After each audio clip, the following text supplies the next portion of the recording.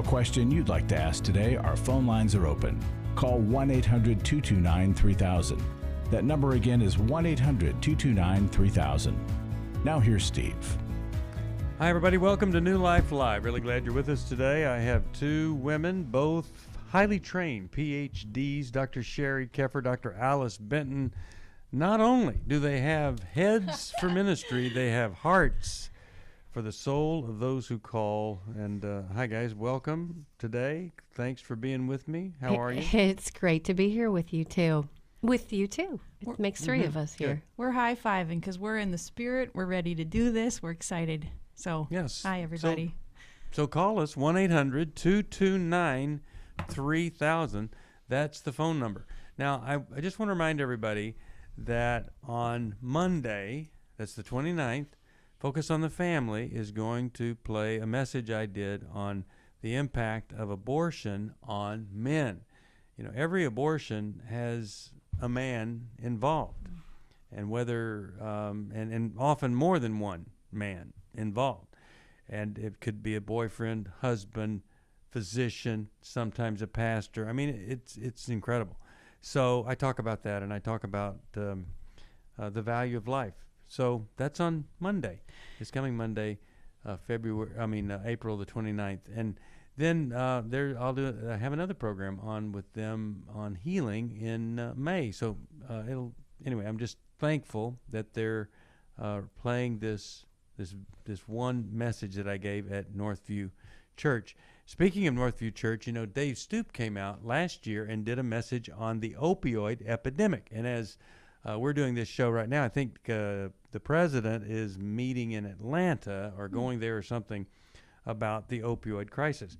Well, of all the messages that were given at Northview Church, including mine and the senior pastor and other guest speakers, Dave's message on the opioid crisis and his experience with his own son was the most downloaded and viewed message in all of 2018. Dave Stoop, grand champion speaker. And so, but it really is interesting that so many people would want to hear a message on a drug addiction. It just shows you how many people are impacted by it, either a son, daughter, or themselves. And I call it the innocent addiction, because so many people, they get surgery or they have chronic pain, and a misinformed physician, because the drug company actually sent out a lot of messages about certain drugs like fentanyl, that it wasn't addictive, when it actually more addictive than just about anything that's ever been developed.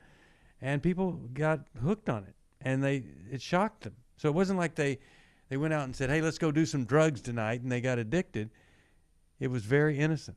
And so it was a great message. But we've got help for it. If you need help, or anybody that you know needs help, we can help you. All you have to do is call us at 1-800-NEW-LIFE. It's also the number you can call if you want to support this ministry, and we depend on your support.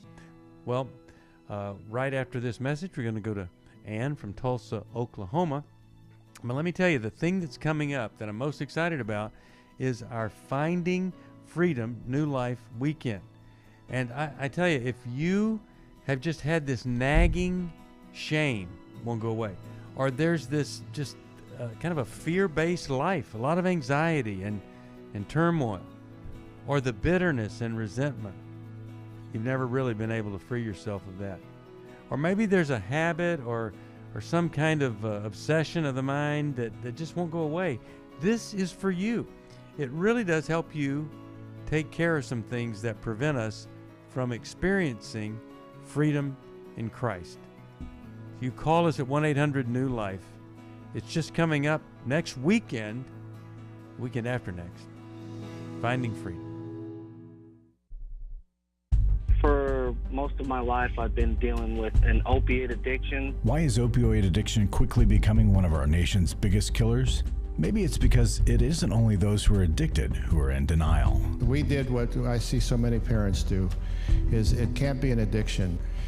there's something medically wrong. It's impossible to solve a problem when you don't know what you're up against, and families will try to find any explanation except the one that will put them on the right path. Alcoholism and drug addiction is a family disease.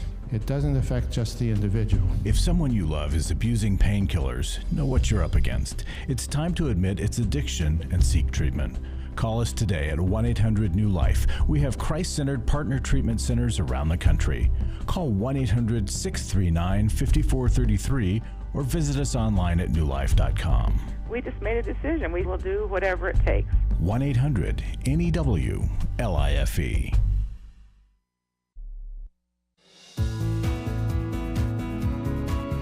To find out more information about New Life or to order any of the resources mentioned on today's program, call 1-800-NEW-LIFE. Now back to New Life Live. We are back. Steve Arterburn here, and we have Ann on the line. Hi, Ann. How are you? Hi. Thank you so much. This is a dream to be able to speak with you guys. We will try not to turn it into a nightmare. Yeah. I've read Sheri's book twice. It's been a year since my husband disclosed his addiction to pornography for the last 16 of our 17 years of marriage. He's been perfect. He's not a narcissist. He was never mean. He's not disrespectful, and that's why I think it has blindsided me so much. Is because we had a great marriage, and so I'm great. I'm just crying just I'm talking about it. Overall, I've done so well. I mean, I'd say now I'm so much better than I was, obviously, a year ago. It's been exactly a year yesterday. So my question is, when I talked to our pastor, he said, it's definitely, not grounds for divorce because that would be an actual affair. And for some reason, that really hurt. And I know it's because he's not validating the hurt, but to everything that it takes to do pornography, which is get sexual gratification from someone other than your wife, how is that not the same? And especially Sheri, who's gone through both, I would love to hear that opinion. How is it so different with an actual person? Yeah, I hear you. And there's a book called An Affair of the Mind, which I think was one of the books I read 20 years ago. It was actually probably the first book that was out there, but it substantiated the hurt that I felt in my heart. Because it did feel the same to me. How could he be looking at other women and not be honest with me, not be loving me, not be creating safety in our sexual relationship? And so I think it causes a ton of damage. And I think we might get hung up on verses. Chuck Swindoll, who's an all-time legend, and I respect him a ton. He has a book that he wrote, and Strike the Original Match. And there's a chapter in there where he talks about pornography. And he actually goes into the root word, which is porneia. He says if a man divorces his wife except for immorality and marries another woman, he commits adultery. So Chuck did an exegesis on that passage, and that word, immorality, is actually porneia, which means a lifetime. That's what I quoted back to him. You did? Well, good for you. And yeah. And I'm not going to divorce him. He's great. We're on a restoration path. I'm coming to July to the conference. We're on a healing path. It's just, I just think it's a misconception to men that needs to be clarified. Yeah. Well, that's why he did it. My husband said I did it because I didn't want to get caught. Right. Okay. So here's the deal. There are a lot of different opinions about this. So let's see if we can come up with some things that maybe everybody would agree on. All right? And I love it that you're asking the question not to justify divorcing your husband, because no, I don't want to. Okay, so let's see if we could all agree on some things. One thing that I think most everybody would agree on is whether or not it is an affair of the mind or a physical affair. If there is any way to save that marriage, because the person that did it was repentant and really working on themselves, whether it was physical or emotional or whatever, the goal would be stay together, because we have so many stories of people that was the beginning of this amazing marriage, as sad as that is and as unlikely as it seems. So that's one thing I think most people could agree on, that if there's any chance, even though you have grounds, let's try to keep that together. And here's something that Jesus said, so I think we can all agree on this. He said that if you lust after a woman in your heart, that is an adulterous act. All right, well, that's just looking on a woman and lusting after her. Well, if you're not just looking on that woman and lusting after her, but you're also having a sexual experience with what you're looking at, it takes it another level. And so certainly that has to be a deeper level of adultery that Jesus was talking about when it was of the mind. Okay, so now we've got a physical act with the mind, so even deeper there. And so if that were the case, I would hope no man who has been involved with pornography and self-gratification, and they're married, that they would try to minimize the hurt, because many times people will say to us, if it was a real person, I feel like it would have been easier, but I can't compete with these images that are always there, and these, okay.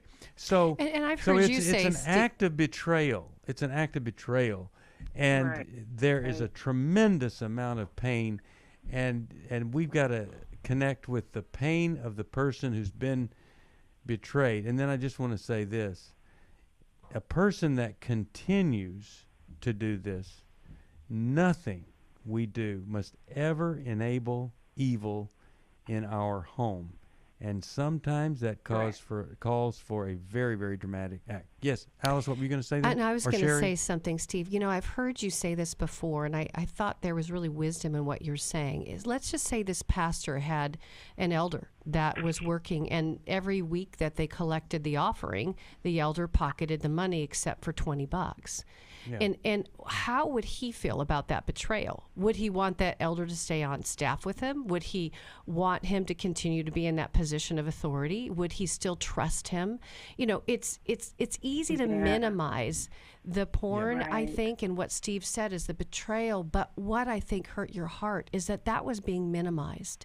Your pain was being minimized. And I don't know that the pastor, it's hard to put ourselves in somebody else's shoes, but surely, like Steve, you've said, that would be a way you could think about it in a new way. Right. And I don't think anybody here would say, okay, a guy looks at a picture of a woman and at that moment gets caught, you ought to divorce that guy. That is not what we're saying. We're saying, though, at the spiritual level here, this is betrayal, and Jesus really defines it as adultery.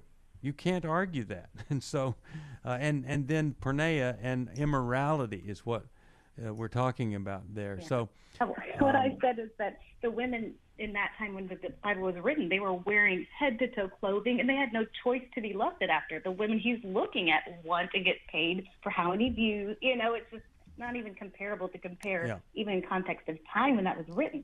So, well, the last 3 programs, I've had a phone call that I just know a lot of people have a different opinion about, but I'm telling you, if you look at the heart of the matter, I think this is where it is. I'm going to send you Worthy of Her Trust. I hope you enjoy that. I'm also going to send you Understanding and Loving a Person with Sexual Addiction. That is from the Arterburn Wellness series. There are 7 other books in that series, and when you become a member of Club New Life, we send you the entire library. All right, let's go to Vienna in Canada, listening on the internet. Hi there, how are you? Hi, good, thanks. Thanks for taking my call. Sure. What's going on? So I just have a quick question for you guys. When do I know that it's safe to date a guy who's addicted to pornography? Okay. Well, how do you know he's addicted to pornography? He told me. And what is he doing about that addiction? That's a good question. I'm not exactly 100% sure because What does he say he's doing? We've talked about it, and what he said is for example, we considered dating, and then he told me, I think there's something that you should know about me before we get serious or anything like that. And then so he told me, and I was like, okay, well, we're not gonna date then. I think we should wait and see if you can, I don't know, if we can do something about this problem and whatever. And so I don't know, he hasn't really done, I don't think, much about it. We don't always talk about it because I'm not exactly sure. I'm kind of, I guess, inexperienced as to how to deal with this.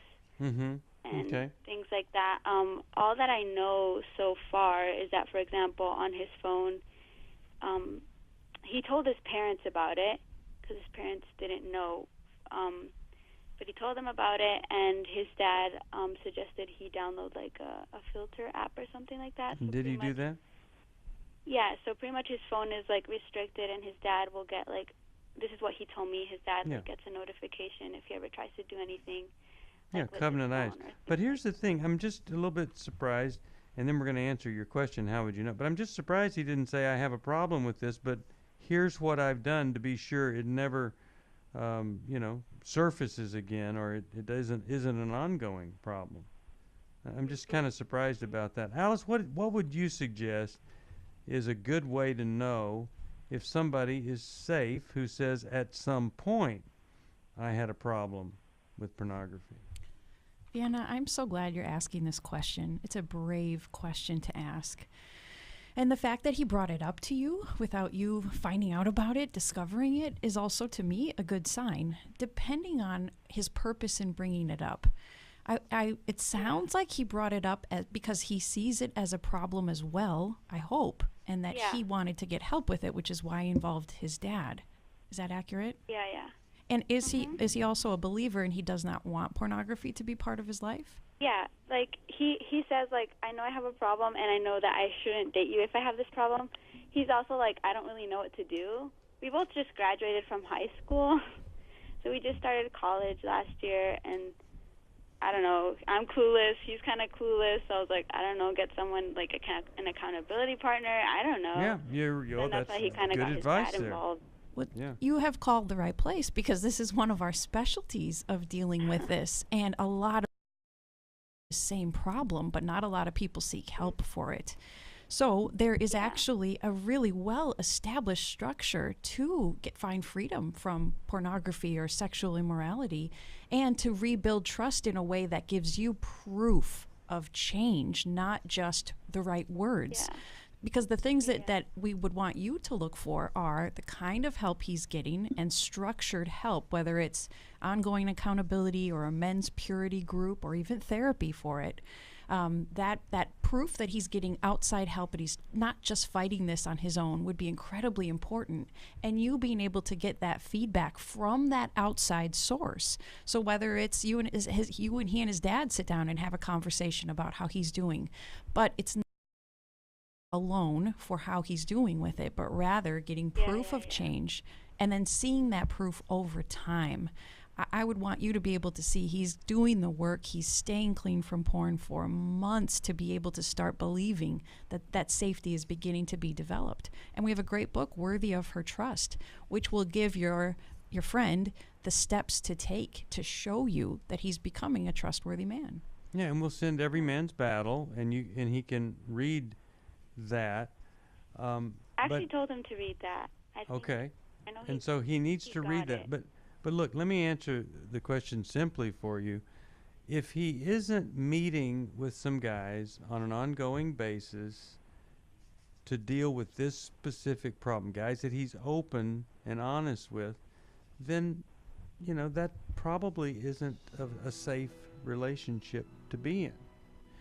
And you just have to have the freedom to ask him. But look, a guy that doesn't know what to do and isn't doing anything, he needs a lot of time before he is alone with another woman. So I just think he's not Mr. Wrong. He's just Mr. Not right now. And I want to say, Vanna, I gotta compliment you on your strength, because in my story with Connor, I knew about the porn and I didn't do what you did. I minimized it, and I thought it would go away over time, and it didn't. It just got worse. Yeah, it's commendable, but we never want the woman to know more about what to do than the man. God pulled me out of the gutter of my life that I was living in. I have done a lot of work over the last 40 years. This is the first time I've ever felt love. I've had such a wonderful weekend here. I'm 2,000 miles from my house, and for the first time in a long time, I've felt at home. And the Lord has set me free from my mother's story about me not being good enough. The New Life Finding Freedom Workshop is coming to Orange County May 3rd to the 5th. We're going to talk about forgiveness and codependency. We're going to understand that family of origin, the unhealthy reactions to it. We're going to talk about the cycle of shame and surrender, and developing the plan that moves us forward. There'll be 8 teaching sessions and 6 small group sessions. To register or to learn more about the Finding Freedom Workshop, call 1-800-NEW-LIFE. That's 1-800-639-5433 or online at newlife.com. I am living a new life, and I believe that I have the resources and tools to continue that.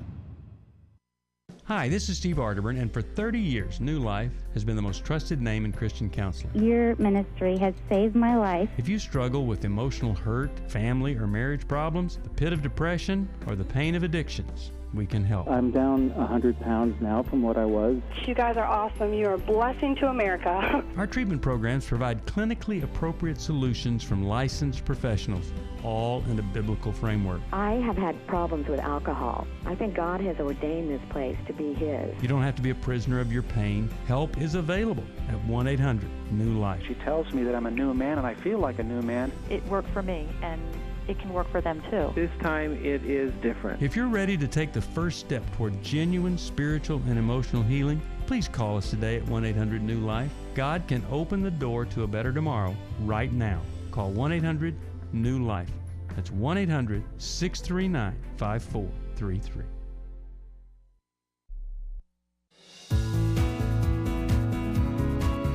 We'd love to hear from you. If you have a question or a comment, call toll-free 1-800-229-3000. Now back to New Life Live.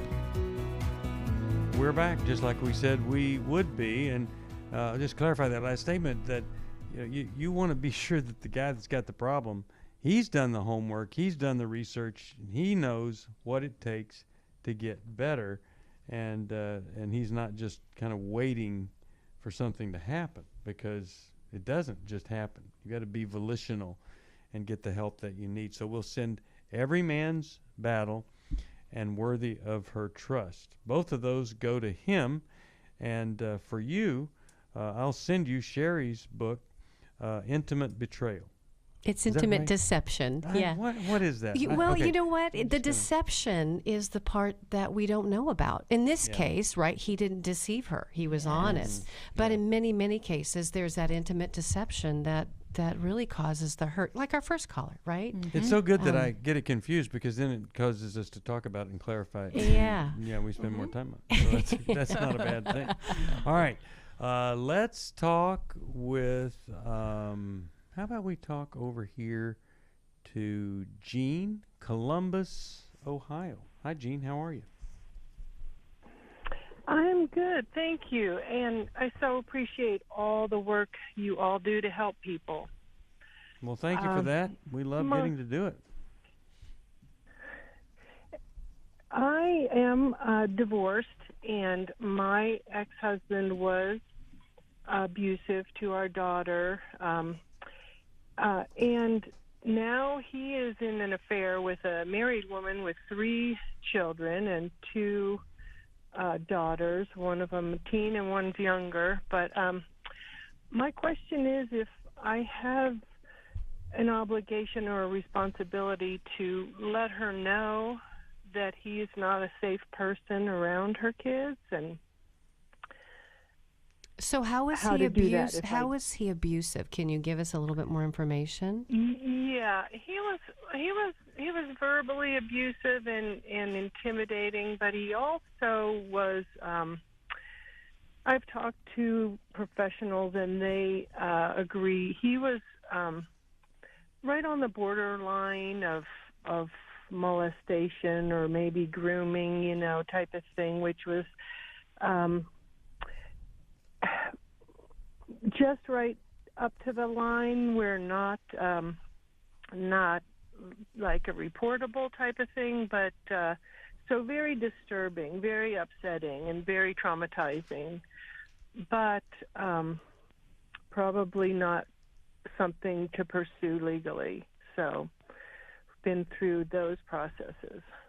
Well, it's too bad that you're dealing with a married woman having an affair with him, because kind of indicates that the kids would not be the priority here. In other words, I think it'd be great if she knew. I just wonder if she even cares, Well, some people have said, she deserves, whatever she gets or whatever, and I'm not concerned about her. It's not about her. It's about the kids. Absolutely. If she was considering getting divorced or going with my ex, he seemed to think that was the plan. So I don't know, and I really don't want to know or investigate, but I feel like I have some sort of responsibility to. What do you two think about what she needs to do, or what would be best, if anything, and how she would do it if there is something that she might do? Jean, I think it would be very generous of you to do that, to attempt to safeguard those kids. And however that woman might respond, you would at least do what was in your capability to do. And if you knew of information that led you to believe they are in danger currently, you could even call Child Protective Services. And as an objective party, they would go in to evaluate and investigate the situation. And then they'd actually be able to do something about it if those children were in danger. In other words, they're not just in danger if he marries her. Right. All children are in danger of him for whatever reason somebody didn't intervene there. Right. If I spoke to her personally, which I never have, I doubt she would think of me as anything other than, just kind of a crazy ex whatever. And he would definitely, that would be a big problem. So I'm kind of thinking of a third party sort of. Well, did you hear what Alice suggested that you might consider? Yeah, I don't know, and I don't know how to find out if she ever has her kids around him. I mean, she suggested that you might consider calling Child Protective Services and let them determine that. And the reason you would do that is because you know that there is a man who came very close to molesting some children. And on a technicality, it wasn't reportable, but obviously that's a drive that he has. He's dating he's having sex with another man's wife. Sex is a big part of his life. He's not in control. So I think contacting Child Protective Services might be an amazing thing to do. And they can take an information only. Let's just say they tell you, there isn't enough information to actually go out to the house. They can take an information only and have that in queue in case something were to come up in the days ahead. It's a good precaution for the kids. We'll be back. My wife had found me out through my past and my sexual addiction since I was a small child. It really gave me the opportunity to start digging into my past, start digging into my childhood, figure out what was causing me to feel the way I was feeling. Every Man's Battle will really give you that opportunity because all the guys there in that room are there for the exact same reason you're there. I don't want to be the reason that my kids are going to counseling. I don't want to be the reason that they begin to struggle with the same issues that I'm struggling with, and I've got to put an end to this. Yes, you can be different. God does love you. You can be forgiven for this, and there's a way out of this. But you have to acknowledge that you have to change and that there's a problem. If you're struggling, call us. There are people on the other end of the line who want to hear from you, who want to help you. We don't want you to hand down something to another generation that just looks like pain and destruction. You can hand down redemption, but you got to take that first step. Just give us a call. It's 1-800-639-5433. It's 1-800-NEW-LIFE. Hi, this is Steve Arterburn, and for 30 years, New Life has been the most trusted name in Christian counseling. I'm an addict, and I'm trying to get God in my life again. You seem to be able to get to the crux of a problem quickly. Our Christ-centered treatment programs can help you break free to embrace all that God has for you and your family. I just want to thank you guys for bringing me to a relationship with Jesus. There really is help for marital problems, depression, addictions, panic attacks, and feelings of hopelessness. I came back with so many tools to help me prepare myself to fight this struggle and this battle that I have every day. You can start living again today, living the life God intended for you. Help is available at 1-800-NEW-LIFE. They did care, and they did follow up very lovingly, and it made all the difference in my life. Call us at 1-800-NEW-LIFE. Someone who cares is waiting at the other end of the phone. God can open the door to a better tomorrow right now. Just call us at 1-800-NEW-LIFE. 1-800-639-5433.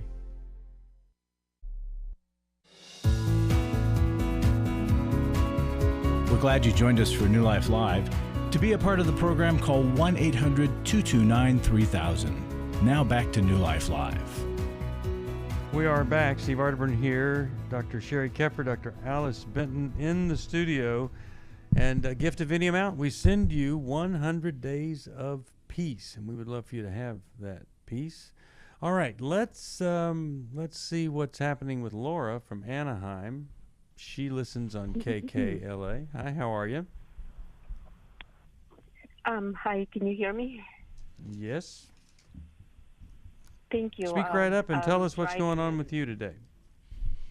Yes, I just barely realized that the beginning of the month that my husband is a narcissist. I started reading a book, and that somebody recommended for me to read on it, and they had recommended that before, but I never,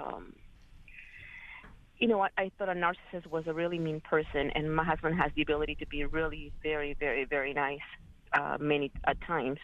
Like, he goes back and forth. My question is, I haven't,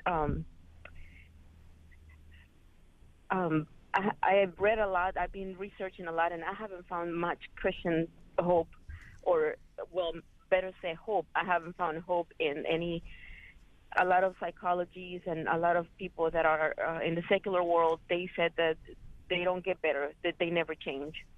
That is very unlikely for a narcissist to really want to go through therapy. And I wanted to know what is, from the believer's point of view. I mean, is there hope, that he would change? Because he's broken up with me like 20 times, and I'm having a hard time believing him this time. Oh, you wouldn't ever want to believe a narcissist. You wouldn't want to believe a narcissist.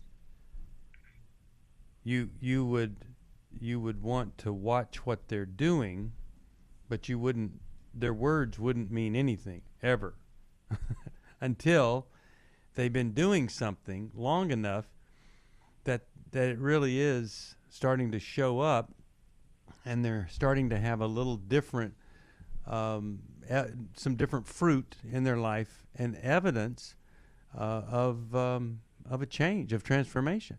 So when he tries to convince you of something, narcissists are really good at that. They can cry at the right time, all that. But the question is, okay, I hear you. What are you going to do to change? And then he tells you he's going to read the Bible more and he's going to pray more. And then you say, no, I'm talking about what are you going to do? What are you going to do? Who are you going to get to help you change? See, that's the question, right? Yeah, but he doesn't even admit to it. He's not at that point yet. So he admits to in doing that certain case, things bad. why is, well, then why would you even care what he's trying to convince you of doing if he doesn't even admit he has a problem? Sheri, what are you thinking here for her? What could be, I guess, in the long run, what is the most helpful thing she could do? I mean, the guy's trying to talk her into stuff and acting like he doesn't have a problem. So he's broken up with you 20 times. Do you?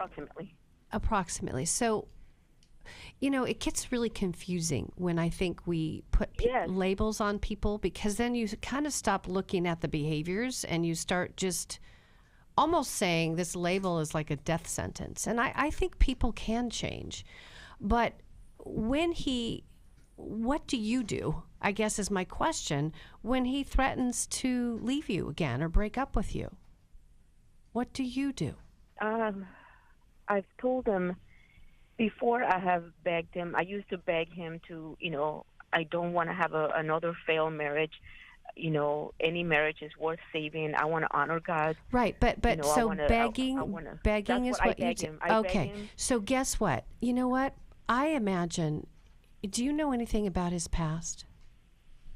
Do you know anything about his family of origin? Because he got abandoned somewhere. Somebody left him. And I don't know if it was his dad or his mom, but there's something that he gets when he breaks up and when you beg and come back. It's like a shot in the arm for him. It's like a way of telling him that I am loved, but it's painful. It's hurting you and it's destructive for your marriage. And until somebody gets into that wound and it starts trying to figure out why it is that he goes through this series of behaviors with you, it's not going to change. And as long as you keep begging, right, and you don't draw a firm line that says, if you leave me again, if you break up with me again, I won't be able to stay because I can't stomach this anymore. Every time you leave, it breaks my heart. I've wanted to stay married to you, but I can't stay married to someone who keeps breaking up with me. Because if he left you and broke up 20 times, that means you brought him back into your life at least 19. And so the question that Sheri hasn't asked is, what have you done to work on you so that this dynamic stops? Now, you've called us. That's huge. But if you've never been with a counselor and said, help me, I keep bringing this guy back. I did it 14, 15, 16. I don't want to do it 30, 31. I think some things that you could do with a counselor yourself would change the dynamic. What are you thinking, Alice? Well, Laura, I also wonder what it is about you that has been able or willing to accept him back all these times with this much pain. You mentioned another failed marriage. So I wonder if you're referring to if you married before and if it ended. And also, I wonder how isolated you might be. Because when we're isolated, we put up with a lot from the one person that is in our life. And we kind of accept crumbs from the table because what else do we have? And so 2 ways to start safeguarding yourself so that you can put into practice what we're telling you here is to be building relationships with other women who will be supporting you and speaking into your life. And then if you have regrets from the past that might fuel tolerating an awful lot from this current husband, working through that, mourning through that, and talking through it with other safe people might help bolster and strengthen you to be more protective of your heart. Leslie, I have been doing everything that you're telling me. That's why I'm just at my last breakup. I've already told him, I'm sorry, but I cannot afford to, because I barely 2 weeks ago understood. Like, I started reading about narcissism, and he was exactly describing it. And my eyes were open. I mean, everything is there. The manipulation, the controlling, the jealousy, the coldness, the cold and sweet, everything is there. I've been talking to a lot of counselors. Whenever I get a free session over the phone, I go to my church. I'm going through divorce care. I have gone to marriage classes. I have asked him to go to marriage classes. We did go to marriage classes in the beginning, and then he stopped. And his mom is totally against me. She's totally against him going to a Christian church. I have done everything. I am building relationships. I am a church. So every Laura, Friday, I'm gonna Laura, would you let me step in? Yes. We're proud of you that you've done all this. This is very good. And there's some piece missing, it seems, because you're calling us as well. So then I wonder. I want to know if there's hope. Okay. Well, there's not hope there's not hope if he doesn't admit he has a problem and if he doesn't get help. There's not hope. And if you don't decide that him talking you into him coming back, when you decide that's no longer an option, that does present a little bit of hope, because he's probably never, ever going to get help as long as you enable him and his mommy tells him what a wonderful man he is. Yeah, I want to add to that, Laura, because the loss of you might be when and where he starts to find the motivation to change. If he knows he cannot have you until he shows proof of change over time, that may ignite the motivation within him, but it may have to come at that cost. Yeah. It's rough. Yes. Okay, I hope that's helpful. And yes, thank you. Have you read? I won't be have able. You seen this book we have, Understanding and Loving a Person with Narcissism? No, that's I've never knew that there was a book by you with that title. I'm going to send that to you. That was my question also. I've read a lot in the non-Christian world. There's a lot, but I didn't know that you had one yourself. Yeah, I'll send it to you. I really appreciate it. Yeah, and I'm really glad you're doing all those things. But I just hope that through this book you're going to add a couple of things that could make all the difference in the world. And Steve, I need to add too that we have a God of impossible situations. And so with prayer, with taking these steps we're talking about, God's grace does work miracles. And I see it in my sessions over and over, where change that I couldn't make happen, he makes happen through believers doing the next right thing. That's right. All right, we'll be back right after this. 1-800-NEW-LIFE. If you need some help, we would love to help you. We'll be back right after this. 1-800-NEW-LIFE. Last year, after Every Man's Battle, I was so moved by the transformation that I saw, not only in myself, but in the guys in our small group and the other people that were there and the stories that I heard, that I decided to go ahead and join Club New Life as a contributor to that. You can help New Life Live stay on the air by joining Club New Life today. Call 1-800-NEW-LIFE. That's 1-800-639-5433. You guys are doing God's work here. You're restoring marriages. You're giving people hope. It's just been such a blessing to me, and I just wanted to encourage you all. When you see something good that God's doing, just jump on that and help support that. Support Club New Life, and together we can help hurting people find help and hope in life's hardest places. Call 1-800-639-5433. Give your support to them if you can, and just help them do what God's doing here in the world. Call 1-800-639-5433 to join Club New Life today. I came into this thinking that my husband was the cause of many of our issues. The New Life Intimacy and Marriage Workshop is coming to Washington, D.C. June 28th to the 30th. But after learning about our attachment styles, I understood how our past hurts were playing into our present problems. Join Steve Arterburn. It's been a dream of mine for a long time to help people to grow more intimately together, and we believe that everybody has room to grow in the intimacy level of their life. And Milan and Kay Yurkovich. We help couples understand how their attachment style is sabotaging their current relationship. And then we teach them how to create comfort in a relationship. To register or to find out more, call 1-800-NEW-LIFE. That's 1-800-639-5433 or go to newlife.com. Here at this workshop, we had our first ever conversation without yelling, blaming, and accusing. 1-800-NEW-LIFE.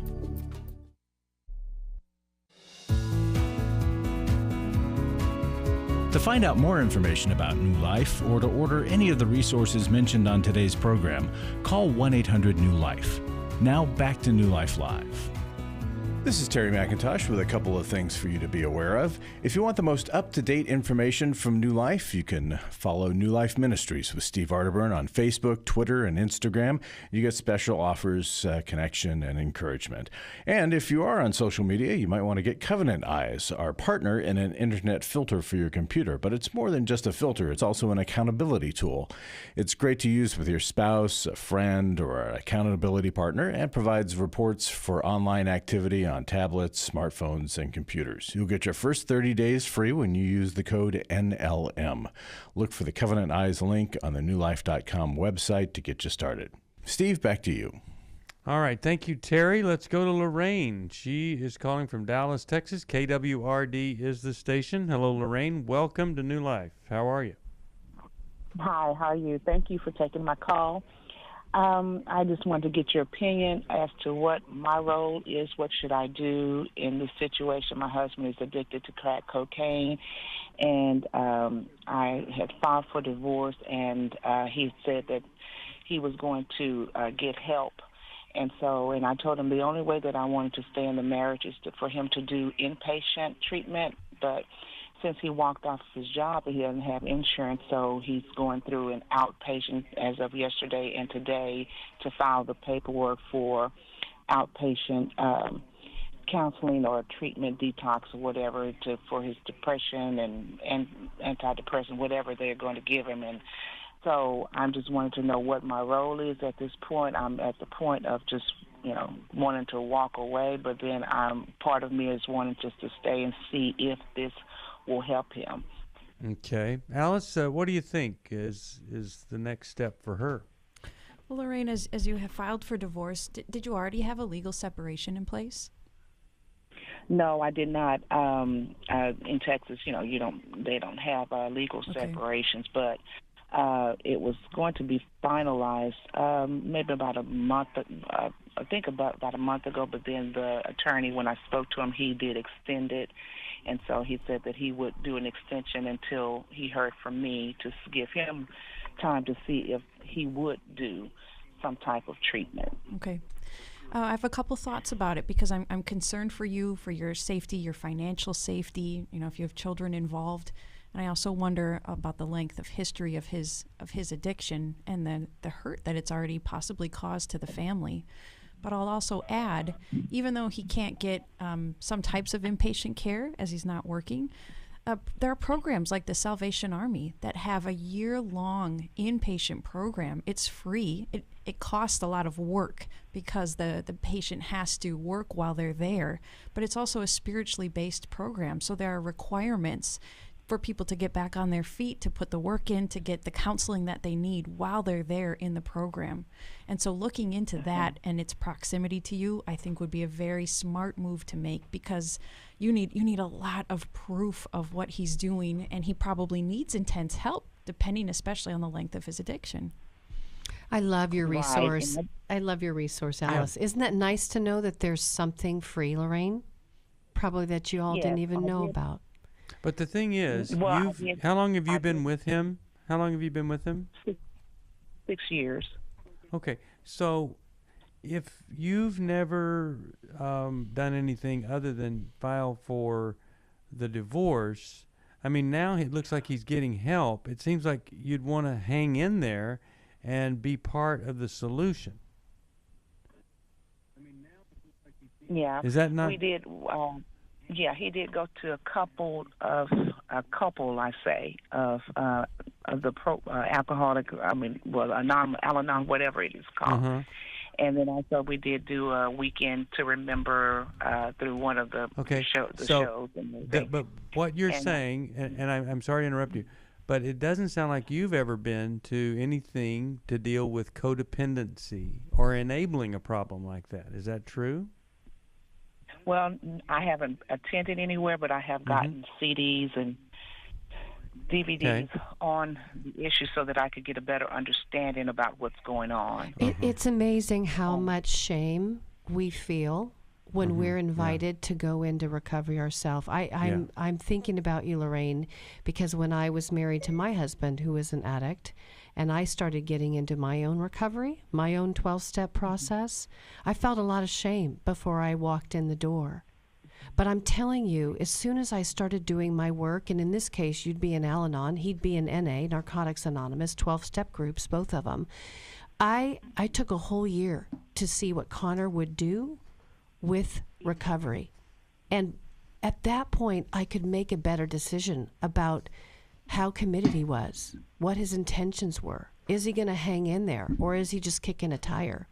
And so I really want to invite you not to just read books right now, but get with other people, other conversations, other hugs, other support. You can't get that in a book or a CD. And it changed my life to get into that process. So I invite you to step in. Push past the shame. I think you'll discover there are some different things you can do that will help him. And I would hate for him to lose any motivation. We want the motivation to be within themselves, for themselves. But to get them on that track, sometimes they need the hope that maybe I can restore this relationship versus it's absolutely over. So I'm going to send you a copy of the Life Recovery Bible for him. I'm going to send you Take Your Life Back for you. And I'm going to encourage you to go to a codependency group or Al-Anon would be perfect for her. You can connect with other people, and I just can't urge you more to not, at this point, proceed with the divorce. You don't have to rescind, but just I wouldn't finalize it. I would still see if there's some way that recovery is actually going to happen here. All right. If anybody needs some help, 1-800-NEW-LIFE. We have treatment programs that we work with that we believe in, and if you've got a drug or an alcohol problem in your family, you call us and we'll try to get you the kind of help that person needs, including if it's you. Now, Finding Freedom is a great place for somebody who's married to an addict, and you've never been to a codependency meeting or anything like that. This will be a great start for you. It's also a great start for somebody that's got a problem that just won't go away, that they have proven over and over again trying harder does nothing. And so if you've done the experiment and it's proven to be a failure, please call us at 1-800-NEW-LIFE. We need your support, and I'll send you 8 books from the Arterburn Wellness Library if you'll join Club New Life at a mere $30 a month. Club New Life is the sustaining foundation of this ministry, and you change lives. You save lives when you join Club New Life, and I'll say thank you with the Arterburn Wellness Series, 8 books that will help you understand and love people with a lot of different kinds of problems. And then for a gift of any amount, I'll send you this beautiful 100 Days of Peace. Alice thanked me for that book. She loves that book. She and her husband are going through it. And Alice, thanks for that kind note. But it really is a beautiful devotional book, well done, and a lot of scripture, stories, inspiration. And that's our way of saying thanks for supporting us. A gift of any amount, I'll send it to you. What we want you to do is help us, but more than anything, we want you to get help for yourself or somebody you love or care about. There are people on the phone at 1-800-NEW-LIFE. They woke up this morning and all they wanted to do was change people's lives. That's what we all do here. It's all about transformation. We don't know what you're going through. You have to call us first, though. 1-800-NEW-LIFE. I hope this will be a great day the rest of the day. And don't forget Monday, focus on the family. I'll be on there. God bless you. Thanks for Sheri. listening. We hope this program has helped you by giving you insights for handling the challenges you face in your life. We want you to know that we're here for you, but you also need to know that New Life Live is a listener-supported ministry. To make your donation or to get any of the resources mentioned on today's program, call 1-800-NEW-LIFE. That's 1-800-639-5433, or write to us at New Life Ministries, P.O. Box 1029, Lake Forest, California, 92609. Please join us again tomorrow for New Life Live.